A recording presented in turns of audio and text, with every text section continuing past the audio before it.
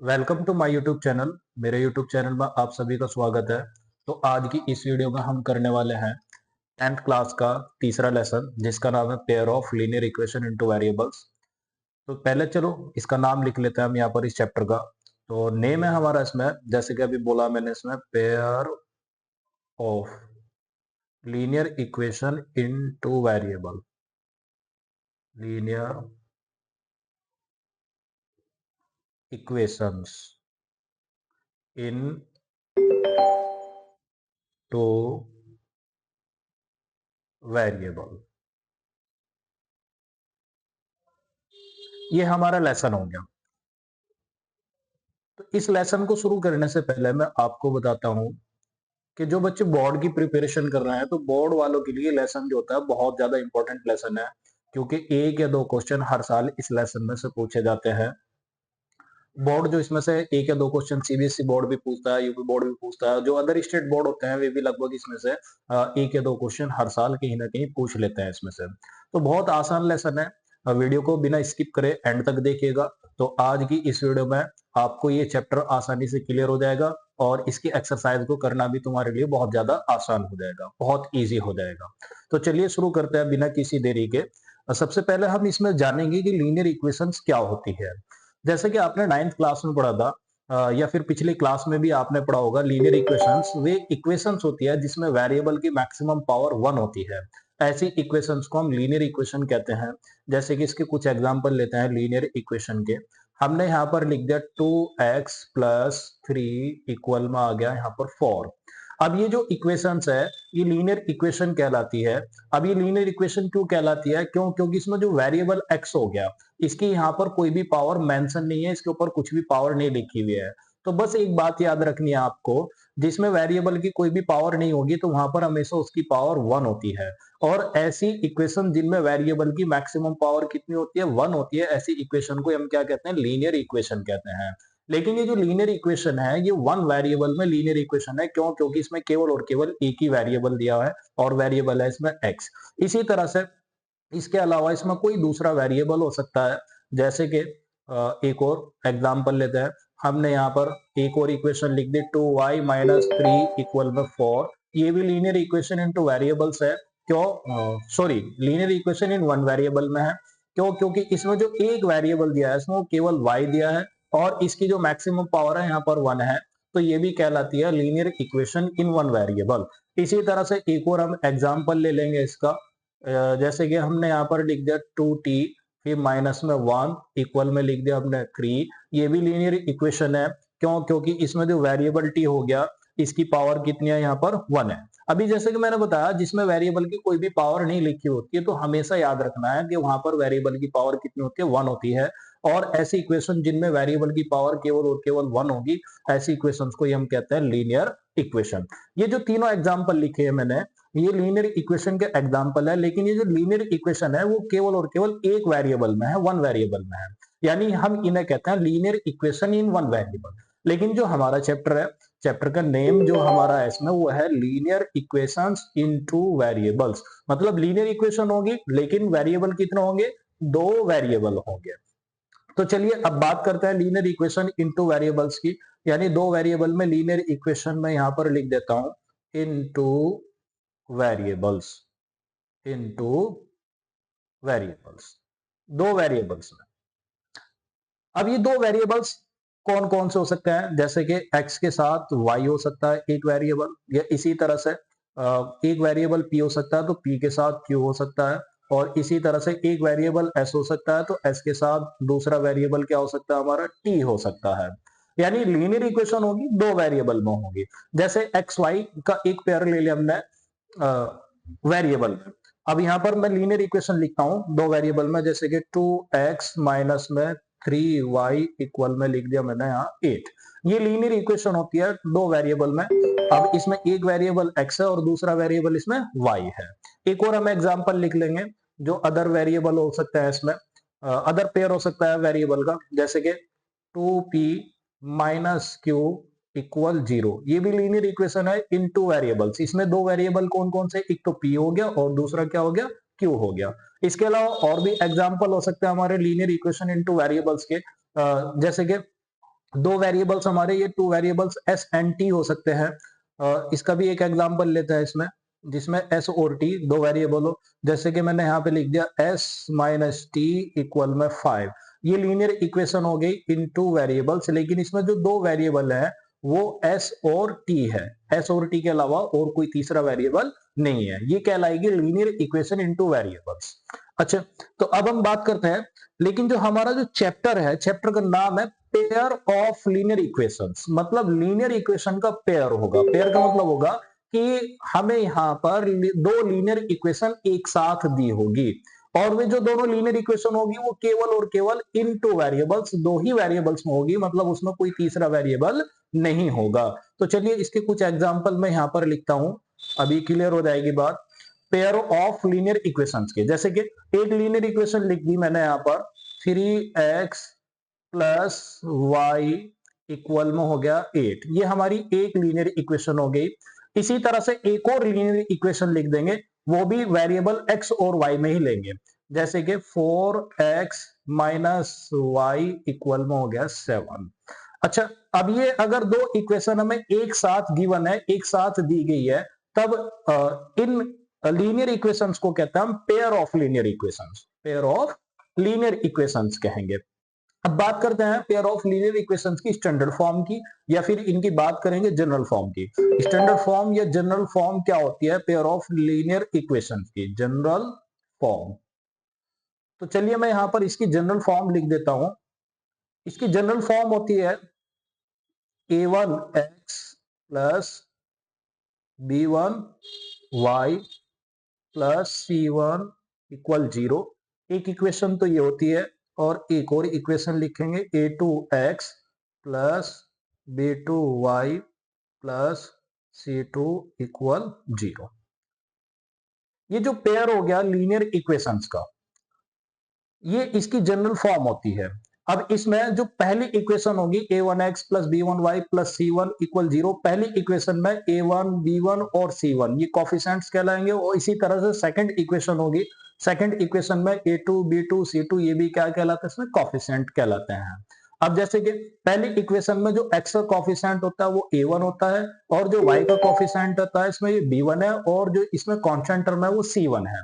इसी तरह से जो हमारी सेकंड इक्वेशन होगी, सेकंड इक्वेशन में जो x का कोफिशिएंट है वो a2 है, और जो y का कोफिशिएंट है वो b2 है, और c2 इसमें कांस्टेंट टर्म होता है।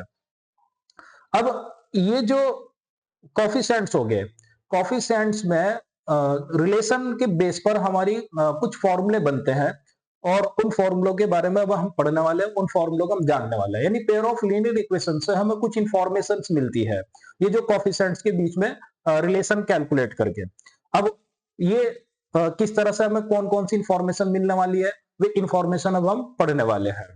तो चलिए पहले मैं इसका नेक्स्ट पेज स्टार्ट कर देता हूं। यहाँ पर पहले मैं यहाँ पर वो पेयर ऑफ लीनियर इक्वेशन लिख देता हूं। पेयर ऑफ लीनियर इक्वेशन है हमारी a1x plus b1y plus c1 equal 0। और जो सेकंड इक्वेशन है हमारी इसमें वो है a2x plus b2y plus c2 equal में हो गया 0। ये हमारा पेयर ऑफ लीनियर इक्वेशन है। जैसे कि मैंने बताया तुम्हें, ये जो कोफिशिएंट्स होते हैं इसमें, कोफिशिएंट्स और जो कांस्टेंट टर्म का रेशियो होता है, इनकी कंपैरिजन करेंगे। कंपैरिजन करने पर हमारी कुछ इंफॉर्मेशन हमें in pair of linear equation से मिलेगी, वो हम यहाँ पर पढ़ने वाले हैं इसमें। जैसे कि अगर x कोफिशिएंट का रेशियो फर्स्ट केस में if a1 upon a2 is not equals to b1 upon b2 के, अगर हम कहेंगे कि x के कोफिशिएंट का जो रेशियो हो गया वो इक्वल नहीं है y के कोफिशिएंट के रेशियो के, यानी a1 upon a2 not equal to किसके? b1 अपॉन b2 के, तो उस केस में हम कहते हैं कि ये जो लीनियर इक्वेशन का पेयर होगा वो होगा कंसिस्टेंट पेयर। ये होगा कंसिस्टेंट पेयर। एक इंफॉर्मेशन तो हमें ये मिलती है, ये बात आपको याद रखनी है, बहुत इंपॉर्टेंट बात है कि पेयर किस तरह का होगा? ये कंसिस्टेंट पेयर होगा।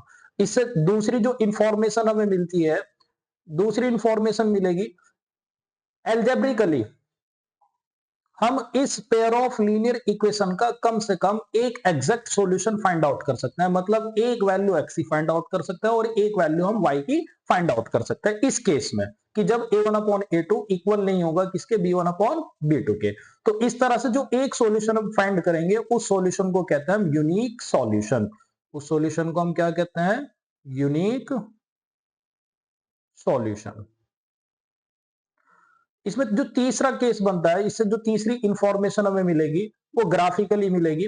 ग्राफिकली अगर बात करें कि ये जो पेयर ऑफ लीनियर इक्वेशंस होगा, पेयर ऑफ लीनियर इक्वेशन, ये ऐसी दो लाइन को रिप्रेजेंट करेगा जो एक दूसरे को किसी एक पॉइंट पर इंटरसेक्ट करेगी, मतलब दो इंटरसेक्टिंग लाइन को रिप्रेजेंट करेगा। तीसरी इंफॉर्मेशन हमें इससे ये मिलेगी, तो यहां लिखेंगे हम इंटरसेक्टिंग लाइन, इंटरसेक्टिंग लाइंस। अब ये इंटरसेक्टिंग लाइन कैसी होती है, जैसे कि अभी मैंने बोला है, ऐसी लाइन जो एक दूसरे को किसी एक पॉइंट पर इंटरसेक्ट करती है, काटती है, ऐसी लाइन को हम क्या कहते हैं, इंटरसेक्टिंग लाइन कहते हैं। जैसे कि अगर मान लो ये पहली इक्वेशन को रिप्रेजेंट करने वाली लाइन L1 है और ये जो दूसरी इक्वेशन को रिप्रेजेंट करने वाली लाइन L2 है, और ये दोनों ही एक दूसरे को इस पॉइंट पर एक दूसरे को काट रही है। इस पॉइंट को हमने कह दिया P, यानी पॉइंट P पर एक दूसरे को इंटरसेक्ट कर रही है यहां पर, तो ये लाइन कहलाएगी इंटरसेक्टिंग लाइंस कहलाएंगे। अच्छा, इसका एक एग्जांपल की हेल्प से हम समझते हैं इससे रिलेटेड किस तरह का हमारा क्वेश्चन बन सकता है। जैसे कि हमें कोई पेयर, लीनियर इक्वेशन को कोई पेयर दिया होगा, जैसे कि मैं यहां पर लिखता हूं 2x फिर प्लस 3y माइनस 8 इक्वल हो गया 0, और एक और लिख दी मैंने यहां पर 3x plus 4y minus 2 equal 0। ये पेयर ऑफ लीनियर इक्वेशंस है, और हमें ये बताना है कि ये जो पेयर ऑफ लीनियर इक्वेशन हमें दिया गया है ये कंसिस्टेंट पेयर है या इनकंसिस्टेंट पेयर है, और इसका सॉल्यूशन किस तरह का होगा, यूनिक सॉल्यूशन होगा या नहीं होगा, और ये किस तरह की लाइन को रिप्रेजेंट करेगी, इंटरसेक्टिंग लाइन को रिप्रेजेंट करेगी या रिप्रेजेंट नहीं करेगी। तो इसके लिए हमें क्या करना होता है, जैसे कि अभी मैंने ऊपर तुम्हें कॉन्सेप्ट समझाई है, इसी कॉन्सेप्ट को हमें अप्लाई करना है। तो पहले हमें क्या करना है, कॉफिशेंट्स का रेशियो कैलकुलेट कर लेना है। कॉफिशेंट्स का रेशियो, जैसे कि यहाँ पर हम सबसे पहले a1 अपॉन a2 निकाल लेंगे। यहाँ पर a1 क्या होता है, इसमें जो पहली इक्वेशन होगी, पहली इक्वेशन में x का कॉफिशेंट, पहली इक्वेशन में x का कॉफिशेंट यहाँ पर कितना है 2 अपॉन में a2 क्या होता है, इसमें सेकंड इक्वेशन में x का कॉफिशेंट होता है। सेकंड इक्वेशन होगी हमारी ये, और इसमें जो x का कॉफिशेंट हो गया वो 3 हो गया, तो यहाँ पर 3 लिख देंगे।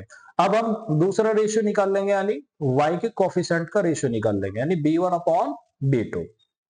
b1 जो होता है वो पहली इक्वेशन में y का कोफिशिएंट होता है, पहली इक्वेशन में y का कोफिशिएंट यहाँ पर 3 हो गया, और b2 जो होता है इसमें सेकंड इक्वेशन में y का कोफिशिएंट होता है, दूसरी इक्वेशन में y का कोफिशिएंट यहाँ पर हो गया 4, तो यहाँ पर हम 4 लिख देंगे। अब जैसे कि ये जो दोनों रेशियो निकाल रहे हैं, इन दोनों रेशियो की जो वैल्यू है, जैसा कि हम देख पा रहे हैं यहाँ पर, ये दोनों ही वैल्यू अलग अलग है, डिफरेंट है, मतलब इक्वल नहीं है। तो इसलिए हम यहाँ पर इसे लिख सकते हैं कि a1 upon a2 not equal to b1 upon b2 के। और यही वो केस है कि जब a1 अपॉन a2 इक्वल नहीं होगा किसके, b1 अपॉन b2 के, और इसी केस में हम कहेंगे कि ये 3 पॉइंट, यानी 3 इंफॉर्मेशन हमें इस पेयर ऑफ लीनियर इक्वेशन से मिलेगी। मतलब ये जो गिवन पेयर होगा ना लीनियर इक्वेशन का, एक तो होगा कंसिस्टेंट पेयर। कौन सा पेयर होगा, कंसिस्टेंट पेयर। यहां पर लिख देता हूं मैं से कंसिस्टेंट पेयर। एक इंफॉर्मेशन तो हमें इससे ही मिलेगी, और दूसरी जो इंफॉर्मेशन हमें इससे मिलेगी, जो दूसरी जानकारी हमें मिलेगी इससे, वो इसके सॉल्यूशन की मिलेगी। अब हम इस लीनियर इक्वेशन का कम से कम एक पेयर को एक सॉल्यूशन फाइंड आउट कर सकते हैं, और उस सॉल्यूशन को हम कहते हैं यूनिक सॉल्यूशन। मतलब इस पेयर का जो होगा ना यूनिक सॉल्यूशन होगा, कम से कम एक सॉल्यूशन हम फाइंड आउट कर सकते हैं। जो तीसरी कंडीशन हमें इससे मिलेगी, जो तीसरी इंफॉर्मेशन हमें मिलेगी इसमें, तीसरी इंफॉर्मेशन मिलेगी हमें लाइन के बारे में, यानी लाइन किस तरह की रिप्रेजेंट करने वाले हैं। ये जो दोनों इक्वेशन है, ये दोनों इक्वेशन ऐसी दो लाइन को रिप्रेजेंट करेगी जो इंटरसेक्टिंग होगी। तो तीसरी इंफॉर्मेशन भी मैं यहां पर लिख देता हूं, इंटरसेक्टिंग लाइन।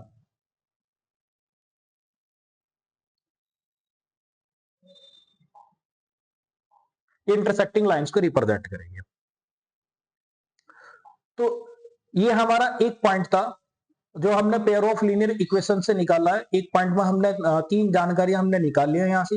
अब इसी तरह से जो दूसरा फॉर्मूला होगा उसके बारे में हम पढ़ेंगे कि अगर सेकंड केस है हमारा इसमें, जो सेकंड हमारा केस बन सकता है, सेकंड केस बनेगा हमारा इसमें कि अगर a1 अपॉन a2 इक्वल है b1 अपॉन b2 के, और ये इक्वल है किसके, c1 अपॉन c2 के। इसका मीन्स ये हो गया कॉफिशिएंट्स और कांस्टेंट टर्म का जो रेशियो है अगर इक्वल दिया है, यानी इक्वल आ गया, तो उस केस में हम ये कहेंगे कि जो पेयर ऑफ लीनियर इक्वेशन होगा वो कंसिस्टेंट पेयर होगा। इस केस में भी लीनियर इक्वेशन का जो पेयर होगा वो किस तरह का होगा, कंसिस्टेंट पेयर, जैसा कि इससे पहले वाले केस में था। इससे जो दूसरी जानकारी हमें मिलेगी, दूसरी जो इंफॉर्मेशन हमें मिलेगी, इसके जो सॉल्यूशन होंगे अब वो यूनिक सॉल्यूशन नहीं होंगे।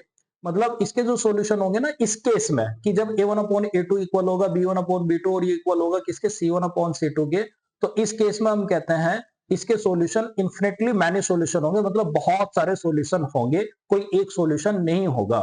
ठीक है, तो यहां पर हम लिख देंगे इसके infinitely many solution, infinitely many solution, infinitely many solution. अच्छा, जो तीसरी जो इससे हमें जानकारी मिलेगी, अगर बात करें ग्राफिकली, ग्राफिकली जो पेयर होगा लीनियर इक्वेशन का ऐसी दो लाइन को रिप्रेजेंट करेगा जो कोइंसिडेंट होगी, कोइंसिडेंट लाइन। तो मैं यहां पर लिख देता हूं कोइंसिडेंट लाइन। ये कोइंसिडेंट लाइंस को रिप्रेजेंट करेगा जो पेयर होगा लीनियर इक्वेशन का। अच्छा, ये कोइंसिडेंट लाइन किस तरह की होती है, जैसे कि मैं यहां पर लिख देता हूं कि ये एक लाइन होगी L1, मान लिया कि जो पहली इक्वेशन होगी ये पहली इक्वेशन लाइन L1 को रिप्रेजेंट कर रही है, तो जो दूसरी इक्वेशन को रिप्रेजेंट करने वाली लाइन L2 होगी वो जस्ट इसी के ऊपर होगी, यानी हर एक पॉइंट पर वो लाइन L2 लाइन L1 के हर एक पॉइंट से मिलेगी। तो इसीलिए हम कहते हैं कि इस केस में क्या होते हैं, पेयर ऑफ लीनियर इक्वेशंस के बहुत सारे सॉल्यूशन होते हैं, यानी इन्फिनिटली मैनी सॉल्यूशन होते हैं। और ऐसी लाइन क्या कहलाती है, कोइंसिडेंट लाइन कहलाती है, जिन्हें हिंदी में हम बोलते हैं संपाती रेखाएं। अच्छा, इसका भी एक एग्जांपल लेता है, एक एग्जांपल की हेल्प से हम समझ जाएंगे सर। जैसे कि हमने यहां पर एग्जांपल लिख लिया 2x plus 4y minus 6 equal 0। दूसरी इक्वेशन लिख दी हमने 4x plus 8y minus 12 equal 0। ये पेयर दे दिया है यहाँ पर लीनियर इक्वेशन का, और इस पेयर से हमें जानकारी निकालनी है कि ये पेयर कंसिस्टेंट पेयर है या इनकंसिस्टेंट पेयर है, और इसके सॉल्यूशन यूनिक सॉल्यूशन है, इन्फिनिटली मैनी सॉल्यूशन है, और ये किस तरह की लाइंस को रिप्रेजेंट करने वाला पेयर है, कोइंसिडेंट लाइन को रिप्रेजेंट करने वाला पेयर है या फिर इंटरसेक्टिंग लाइन को रिप्रेजेंट करने वाला पेयर है। तो इसके लिए सबसे पहले हम क्या करते हैं, रेशियो को जो कोफिशिएंट्स हो गया, कोफिशिएंट्स का रेशियो हम यहाँ पर कैलकुलेट करेंगे, यानी पहले निकालते हैं हम इसमें a1 अपॉन a2 की वैल्यू।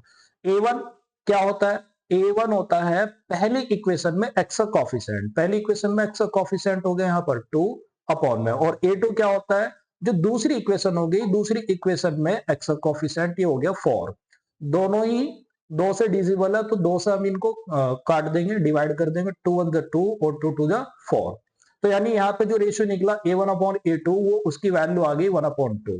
अब दूसरा रेशियो हम कैलकुलेट करेंगे, दूसरा रेशियो हम निकाल लेंगे यहाँ पर b1 upon b2, b1 upon b2। b1 क्या होता है, b1 होता है जो पहली इक्वेशन होती है, पहली इक्वेशन में y का कोफिशिएंट, पहली इक्वेशन में y का कोफिशिएंट यहाँ पर 4 है, अपॉन में b2। b2 क्या होता है, जो दूसरी इक्वेशन होती है, दूसरी इक्वेशन में y का कोफिशिएंट, दूसरी इक्वेशन में y का कोफिशिएंट हो गया 8।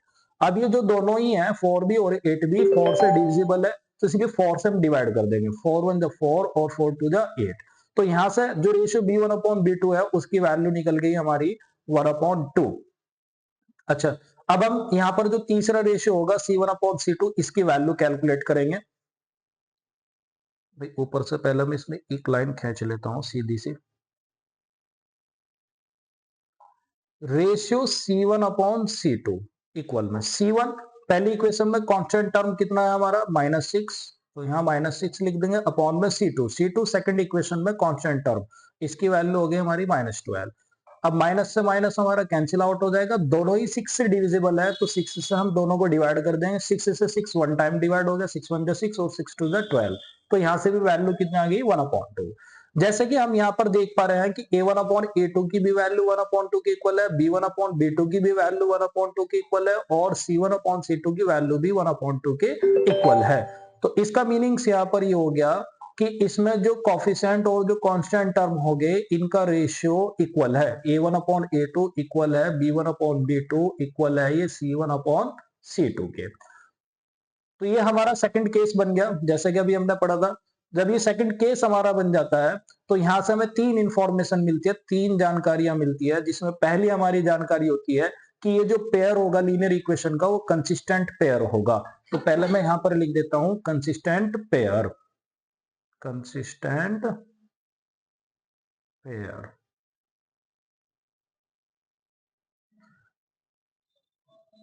इससे जो हमें सेकंड जानकारी मिलती है, जो सेकंड इंफॉर्मेशन मिलती है वो उसके सॉल्यूशन की मिलेगी। इसके जो सॉल्यूशन होंगे वो इन्फिनिटली मैनी सॉल्यूशन होंगे।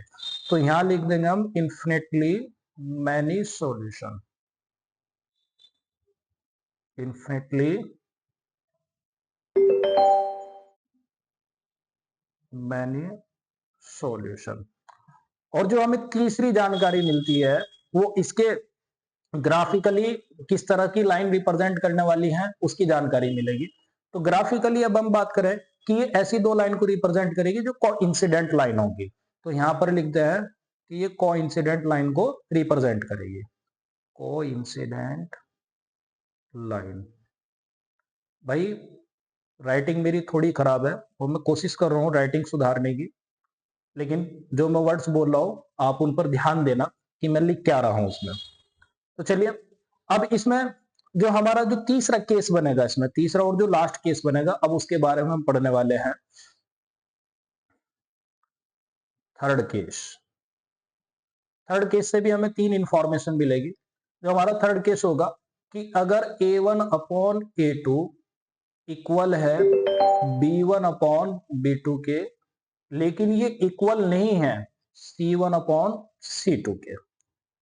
तो इस केस में भी हमें तीन इंफॉर्मेशन मिलती है, जिसमें से हमारी जो पहली इंफॉर्मेशन होगी वो पेयर के बारे में होगी, यानी लीनियर इक्वेशन का जो पेयर है वो कंसिस्टेंट पेयर है या इनकंसिस्टेंट पेयर है। तो इस केस में आपको याद रखना है कि इस केस में ये जो पेयर होगा इनकंसिस्टेंट पेयर होगा, इनकंसिस्टेंट पेयर। सॉरी भाई थोड़ा सा मिस्टेक हो गई स्पेलिंग में, इनकंसिस्टेंट पेयर।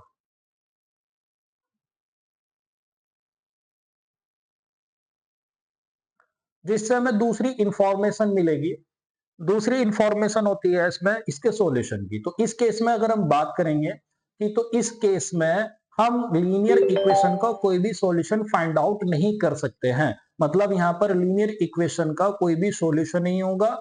हम यहां पर लिखेंगे नो सॉल्यूशन, नो सॉल्यूशन। और जो तीसरा हमारा केस होगा वो ग्राफिकली, ग्राफिकली ये जो लीनियर इक्वेशन का पेयर होगा किस तरह की लाइन को रिप्रेजेंट करेगा। तो मैं आपको बता देता हूं कि ये जो लीनियर इक्वेशन का पेयर होगा पैरेलल लाइन को रिप्रेजेंट करेगा, जो कभी भी एक दूसरे को नहीं काटेगी, कभी भी एक दूसरे से किसी एक पॉइंट पर नहीं मिलेगी। किस लाइन को रिप्रेजेंट करेगा, जैसे कि अभी मैंने बोला है पैरेलल लाइंस, पैरेलल लाइंस। अच्छी पैरेलल लाइंस कैसी होती है मैं यहां पर बना देता हूं। अगर मान लिया जो पहली इक्वेशन होगी वो लाइन L1 को रिप्रेजेंट कर रही है और जो दूसरी इक्वेशन होगी वो लाइन L2 को रिप्रेजेंट कर रही है, तो इन दोनों ये जो मैंने यहां पर लाइन खींची लाइन L1 और लाइन L2, अगर इन दोनों को हम इसी तरह से आगे बढ़ाएंगे कि ये दोनों एक दूसरे को इस तरह से बिल्कुल सीधी चलती रहेगी, वो कभी भी एक दूसरे से नहीं मिलेगी, ऐसी लाइंस को हम क्या बोलते हैं पैरेलल लाइन कहते हैं। या ये भी कह सकते हैं पैरेलल लाइन जिनके बीच की जो वर्टिकल डिस्टेंस होती है, परपेंडिकुलर डिस्टेंस होती है, हर एक पॉइंट पर इक्वल होती है। मतलब अगर जितनी यहां से यहां तक की डिस्टेंस है वो इक्वल होगी जितनी यहां से यहां तक की डिस्टेंस है इसके इक्वल होगी। ऐसी लाइन को हम क्या कहते हैं? पैरेलल लाइन कहते हैं। अगर मान लो यहां से यहां तक की डिस्टेंस इसकी 2 यूनिट है तो यहां से यहां तक की डिस्टेंस भी इसकी 2 यूनिट होगी। इसे भी एक एग्जांपल की हेल्प से अब हम समझते हैं। इसमें एग्जांपल मैं यहां पर लिख देता हूं, जैसे कि 3x plus 2y minus 1 equal 0, और एक और लिख देता हूं मैं यहां 6x plus 4y minus 8 equal में 0। अब ये pair of linear equation given है हमें, और इसी पेयर से हमें जानकारी निकालनी है कि ये जो पेयर है लीनियर इक्वेशन का वो कंसिस्टेंट पेयर है या फिर इनकंसिस्टेंट पेयर है। अब ये इंफॉर्मेशन हम निकालेंगे। तो सबसे पहले हम क्या करते हैं, इसमें जो रेशियो होगा रेशियो निकालते हैं। इसमें a1 अपॉन a2। a1 क्या होता है? पहली इक्वेशन में x का कोफिशिएंट 3 है, और a2 क्या होता है? जो दूसरी इक्वेशन होती है, दूसरी इक्वेशन में x का कोफिशिएंट 6 है, तो यहां पर लिख देंगे 3 अपॉन 6।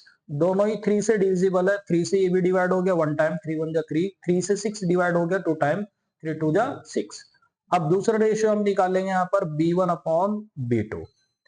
b1 पहली इक्वेशन में y का कोफिशिएंट है, पहली इक्वेशन में y का कोफिशिएंट हमारा 2 है, अपॉन में b2 दूसरी इक्वेशन में y का कोफिशिएंट है, दूसरी इक्वेशन में y का कोफिशिएंट हमारा 4 है। दोनों ही 2 से डिविजिबल है तो 2 से हम डिवाइड कर देंगे, 2 1 2 और 2 2 4। अब कांस्टेंट टर्म का रेशियो हम कैलकुलेट करेंगे, यानी C1 अपॉन C2। C1 पहली इक्वेशन में कांस्टेंट टर्म की वैल्यू -1 है, और C2 दूसरी इक्वेशन में कांस्टेंट टर्म की वैल्यू, और वो -8 है। माइनस से माइनस हमारा डिवाइड हो जाएगा, तो यहां पर रह गया 1/8।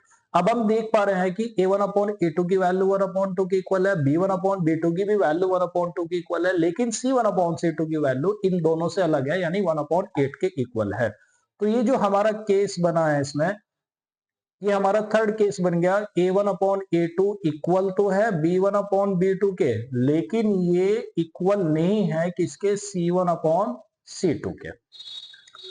तो थर्ड केस से हमें 3 जानकारियां मिलती है। मतलब ये जो गिवन पेयर होगा लीनियर इक्वेशंस का, वो सबसे पहला क्या होगा? Inconsistent pair. तो पहली जानकारी हमें इससे क्या मिलती है कि जो पेयर है लीनियर इक्वेशन का वो कौन सा है? इनकंसिस्टेंट पेयर है। तो मैं यहां पर लिख देता हूं भाई, इनकंसिस्टेंट पेयर। इससे जो हमें दूसरी जानकारी मिलती है, दूसरी जानकारी मिलती है हमें इसके सॉल्यूशन के बारे में। अब इसका कोई भी सॉल्यूशन फाइंड आउट नहीं कर सकते हैं, तो हम कहते हैं यहां पर नो सॉल्यूशन। नो सॉल्यूशन, इसका कोई भी हल नहीं है, इसका कोई भी सॉल्यूशन नहीं है। और तीसरी जो हमें इसकी जानकारी मिलती है, इससे जो तीसरी इंफॉर्मेशन मिलती है वो लाइंस के बारे में मिलेगी। लाइंस किस तरह की होगी? ये जो इक्वेशन होगी ये ऐसी दो लाइन को रिप्रेजेंट करेगी जो एक दूसरे के पैरेलल होगी। तो यहां पर लिख देता हूं मैं पैरेलल लाइंस। तो आज की वीडियो हमारी यहीं पर कंप्लीट होती है। अगर वीडियो आपको अच्छी लगी हो तो हमारे चैनल को सब्सक्राइब कीजिए, और अपने दोस्तों को जो 10th क्लास का बोर्ड की प्रिपरेशन करने वाले हैं उनको शेयर कीजिए, और हमसे जुड़े रहिए। आगे भी हम इस तरह की वीडियो आपके लिए बनाते रहेंगे। Thank you for watching and giving your valuable time.